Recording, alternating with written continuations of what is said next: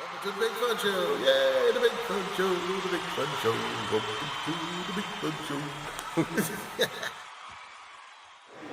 Hello, and welcome to the third episode of Will's Big Fun Show. I'm Will, and I'm here. We're here at the Columbus Toy Show. We're setting up for the toy show tomorrow. It's a lot of activity. It's really hectic, and here with me is James Ford. Well, thanks for having me. Thank you for being here, James. James has been my cameraman so far on the Big Fun shows. Plus, he's a big toy collector himself.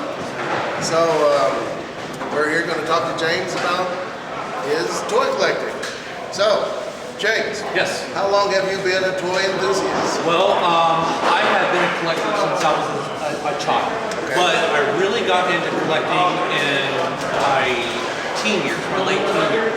I was always a collector of Star Wars and G.I. Joe back in the day, but I really got into it in the 20s when I turned 20. All right. And it just, it got big then, so. All right, and how did you get into buying and selling toys? Well, when I was a kid, there was the British paper mill on the east side. And Bill Kazlausky owned the shop, and I would go in there and I would buy action figures and hang out at the shop, and I was actually buying Star Wars from him. Okay. And it just turned into an obsession getting all the Star Wars figures, which I didn't have when I was a kid. All right. So you were trying to build your collection from what you had as a kid? Oh yeah. I had my childhood collection. Then once I got more money and I could afford more stuff, that's when I really got into it. All right.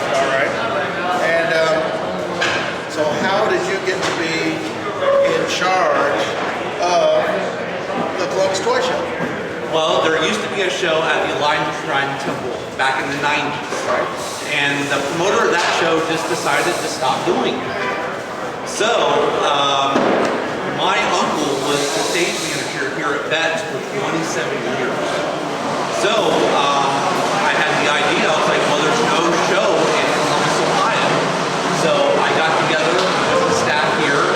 Richard Nolan helped me get started. So I had my very first toy show, 2003, and I was scared to death. Because I had been going to shows as a vendor, just never as a promoter. Okay. And was that successful? The first show, we had 250 tables to sell. We sold 310 tables. Whoa. I had them in every nook and cranny of this hall. All right. So I'd say that's a yes. that was a yes. A resounding yes. Yes. Okay. Who would you say has been your biggest influence in buying and selling toys in the toy business? Well, again, Bill Kazlausky from the British paper mill. I was coming in, I was like, I wanted to sell him some stuff. He was like, well, James, have you ever thought about doing a toy show? So I was like, yeah, I'll go to a show and sell toys. So he was doing a show in Kalamazoo, Michigan. I got some of my stuff together and I sold $1,000 in one day at that show, and I was hooked. I was like, I'm gonna buy and sell toys. And it was one of the greatest decisions I ever made because it made me into who I am today, a promoter of a great toy show. All right.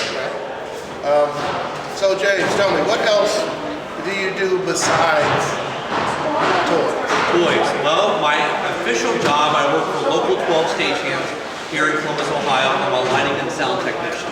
Okay. That's how I had access to this building because I worked up on stage, and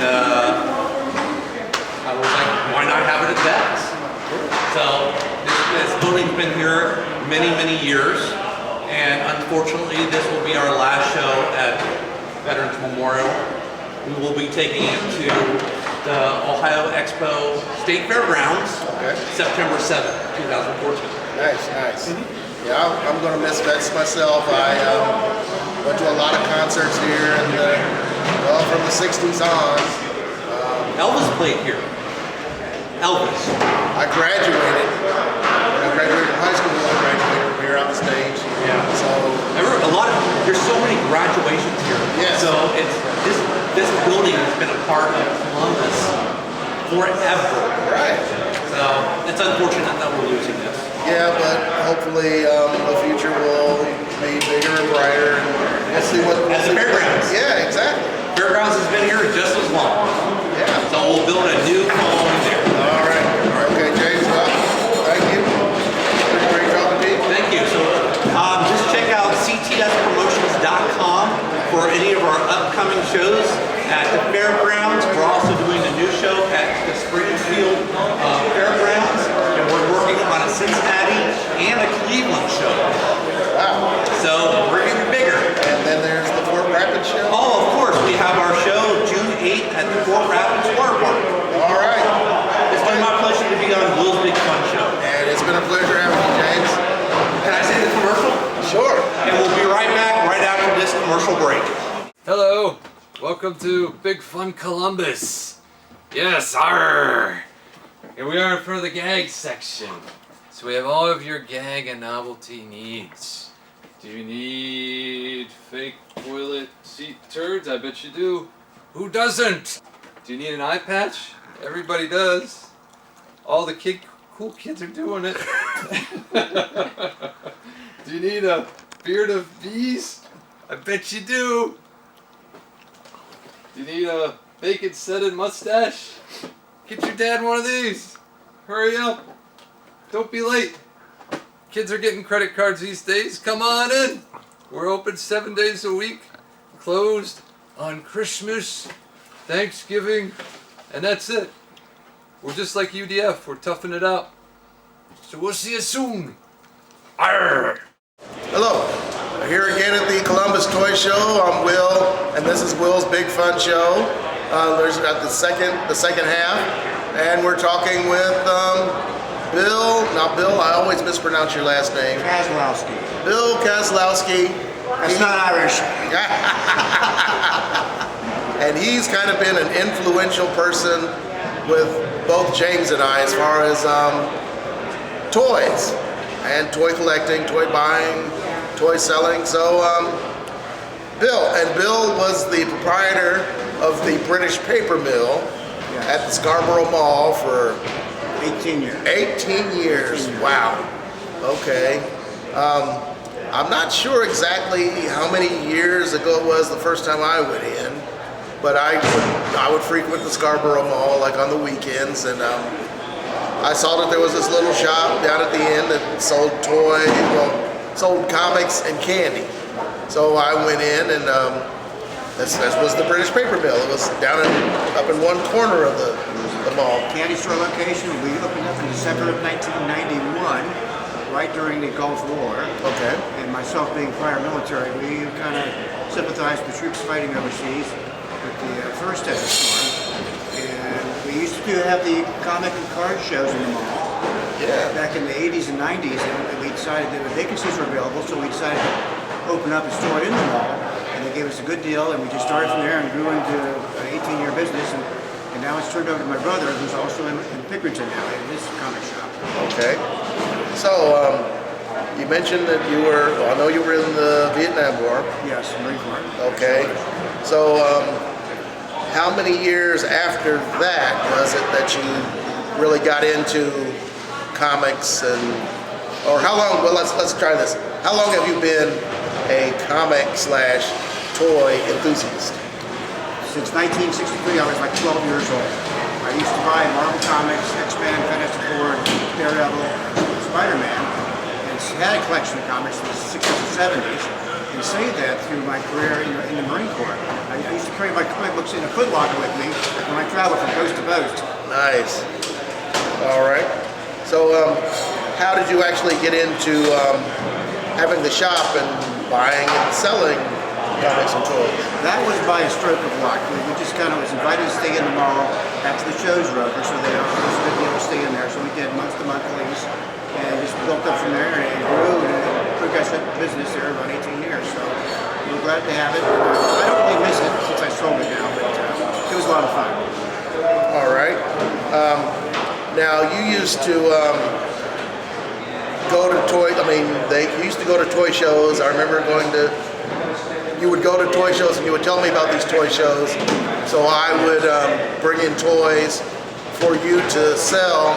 And this was when the toy shows were at the Shrine Temple up on Stelson.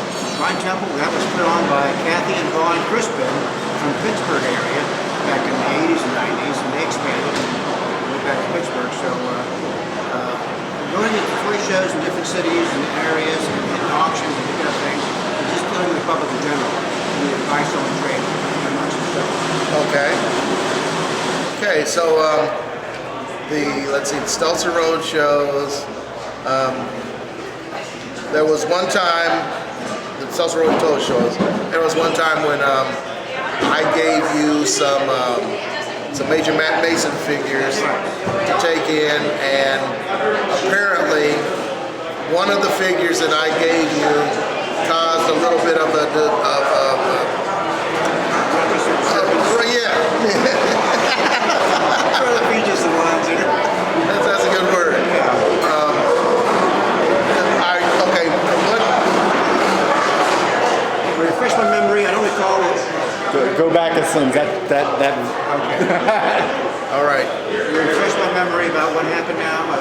Okay, from what I remember, from what you told me, I had all the Major Matt Mason figures, and there was this one alien, Scorpio, who was like this pink alien with a purple suit, and I had all the pieces there. It was all complete. And most other dealers or people that dealt in the Major Matt Mason things, if they had one, it was never complete. So, Very desirable piece. so it was a very desirable piece. More Yes. expensive, yes. So with that desirability, when you had it there, you showed it to one dealer, or one dealer came along and saw it, and he was like, "Oh, I want that," and so you said, "Okay, fine, you can have it." You promised it to him, and then I guess another dealer came along and either saw that you had it, or this guy bragged about the fact You got there too late. that he got it, and this other guy got there too late, and so apparently those two kind of got into it over this little plastic figure. I don't know if it finally came to blows, or if it was just Physical altercation and verbal abuse of each other. and that just shows the passion that can go into some of this dealing here at toy shows. Although I've never known it to get that extreme since. It's just, this is something that happened, and it's not impossible that it can happen again. But I just found that hilarious. Which reminds me, Wilbur, of an auction I attended 2 years ago about some Mr. Comics being sold. Two hillbillies were fighting over these books, and they got upset at each other. One was outbidding the other intentionally. You get pissed off. They were ready to fist cuffs, and the auctioneer threw them both out. That's pretty funny. And so let's see. After that, there were times when I would help you out. I would work at the British Paper Mill. Yes. Once you moved to your larger location, which was down at the other end of the mall. Yes, the opposite end, about like a movie theater. Yeah. And I worked there on weekends, on Sundays, I guess it was. Sometimes. And as you recall, being in the mall, we had free access to the movie theater next door. Yeah. They didn't charge us for a free movie. That was pretty cool. And then while I was at that, you expanded the building, the shop next door left, and so you were able to knock out that wall and expand the British Paper Mill. So you got more footage. 2,000 square feet of beauty shop we got. They just knocked the wall down and expanded it. It helped a lot. We had our merchandise in there, more showcases too. Yeah, so you were able to get that many more tables for comics and magazines, and that much more display space for toys. So that was pretty awesome. A lot of things being painted, displayed up on the shelves by Rick Ellison and Jamie and all those old guys, our store customers. So they used to attend a lot of the Wonder Fest down in Kentucky, which is a good model sci-fi show. Excellent. So I just remember those as being fun times, good times, and we would have repeat customers who would come in to buy or sell things, and it was really a great And occasionally we have some excellent walk-ins, and some people would have to sell their stuff to make a car payment, a house payment. And the saddest thing I recall in the business is a young couple called me from Bethel, from Dublin, Ohio. Their niece died. They needed some money to sell their toys to pay for the funeral. So I drove up there, gave $1,000, bought all their monster toys and 12 and 18-inch toys they had, Freddy Krueger and all that stuff, Alien, and helped pay for the funeral. So that was kind of sad. Yeah, and it's sad that it takes that. Sometimes it takes that extreme for people to part with their toy collections or their comic collections or whatever.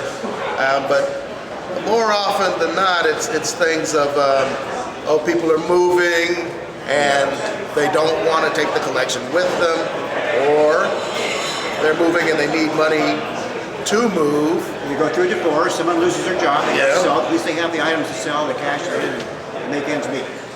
And so then you get the collections, and then people that come in to buy them Right. are people that either had these things when they were younger, or their parents got rid of them, or they weren't able to afford them when they were younger.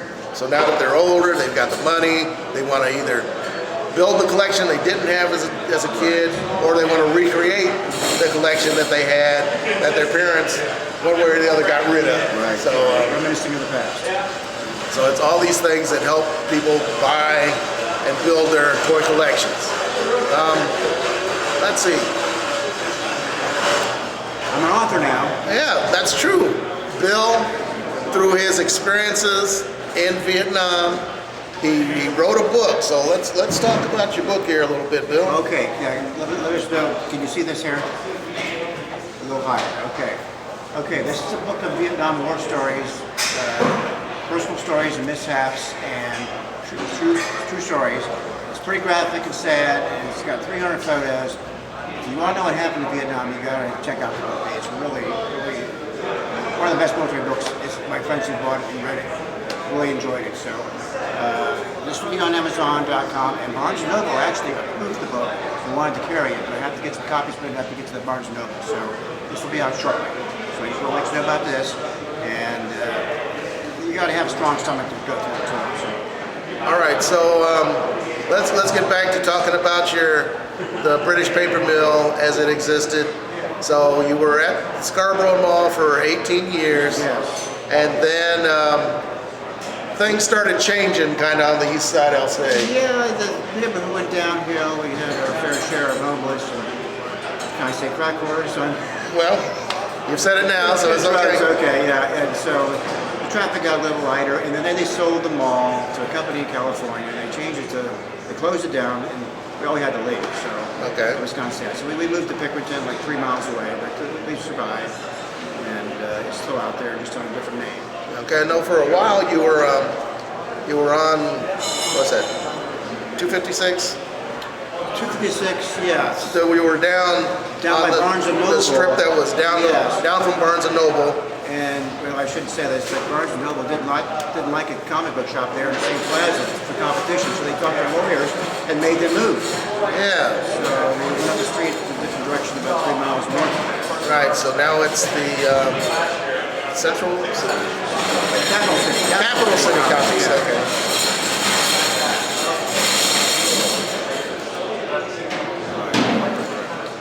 Okay, so Capital City Comics is existing now there. It's kind of a little bit further, It's in a plaza next to Tim Hortons there Yeah. on the intersection of Livingston Avenue.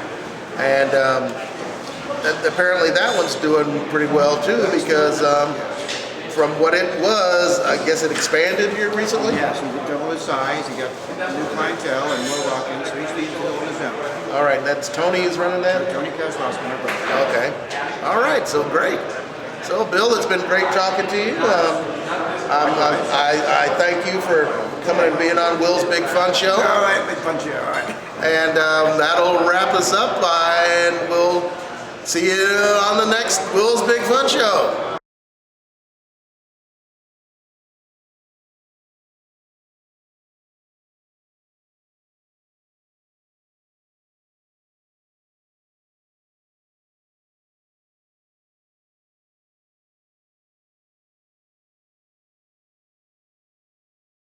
Yo,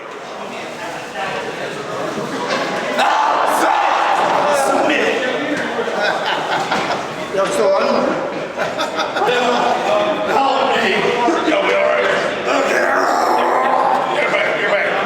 And we're ready to go. See you on the next Will's Big Fun Show. Puppy dog shit. That is.